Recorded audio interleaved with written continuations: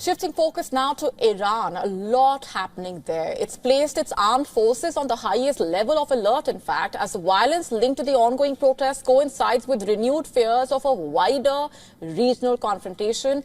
Iranian state media reporting that hundreds of units from the Islamic Revolutionary Guard Corps as well as Iran's regular army are now on full operational readiness, amid what officials describe as mounting external threats from the United States as well as Israel. And on Thursday, Iran's foreign minister has said the country is prepared for both war and negotiations amid concerns about military strikes against Iran by Israel and the United States.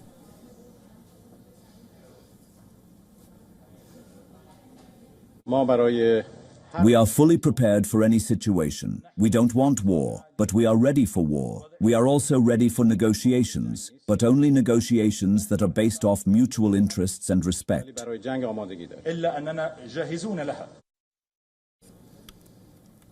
Iranian military commanders, in fact, say the move is defensive in nature, aimed at deterrence, and insist that the country is prepared to respond to any attack on its territory.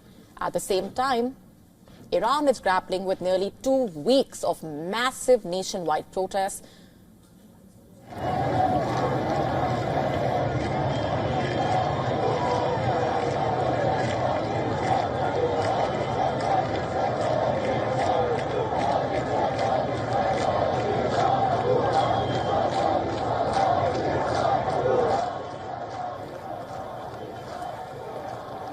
These protests, driven by economic hardship, sharp price rises and the collapse of the country's currency. Demonstrations were reported in at least 25 of Iran's 31 provinces, making this one of the most geographically widespread protest movement in recent years.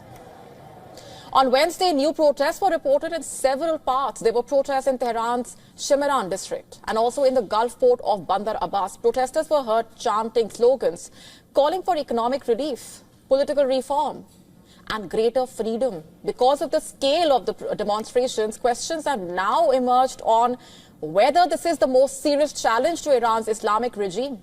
In fact, authorities say some demonstrations have remained peaceful, but others have turned violent. Iranian news agencies reported attacks on the police, on shops, on religious sites in parts of the country, including deadly clashes in the southwest that left 2 police officers dead.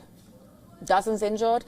So far, the violence around the demonstrations reportedly killed at least 38 people. That's the figure at this point, while more than 2,200 others have been detained.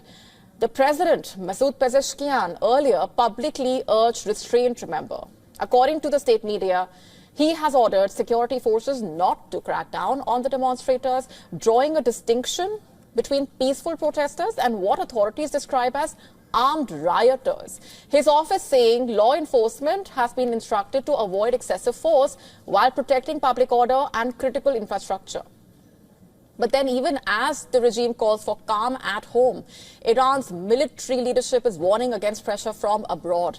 The commander of Iran's army has said that Tehran would not tolerate any foreign threats without responding. He said that any miscalculations by Iran's adversaries would trigger a stronger response than during last June's brief conflict with Israel. His comments, in fact, following recent warnings, remember, from US President Donald Trump as well as the Israeli Prime Minister. Trump warned Tehran against killing protesters, and then Netanyahu expressed support for the protesters in Iran, in a way framing it as a struggle for freedom. Comments that Iranian officials view as outside interference. And these statements have heightened concern in Iran, particularly after Washington's recent capture of the Venezuelan president, which also raised anxiety among some Iranian officials about the precedent that those developments could set. And adding to all of this is the fact that Kurdish opposition parties based in Iraq have also called for a general strike in Iranian Kurdish regions. They have accused the Iranian authorities of heavy-handed tactics. Just for context here, Tehran has long regarded these groups as security threats, and any escalation in the border regions could further strain an already fragile situation. For now, Iran's leadership saying they remain firmly in control. backed by a powerful network of military, political, religious institutions. Despite what the critics are saying, regional observers are also saying that leadership change is unlikely in the near term. Yes, with protests continuing and the economy under pressure in this manner, regional tensions are running high. And the coming days will be critical in determining whether restraint holds or whether rising violence and war fears push this crisis into an even more dangerous phase. To stay up to speed with the latest news, download the WION app and subscribe to our YouTube channel.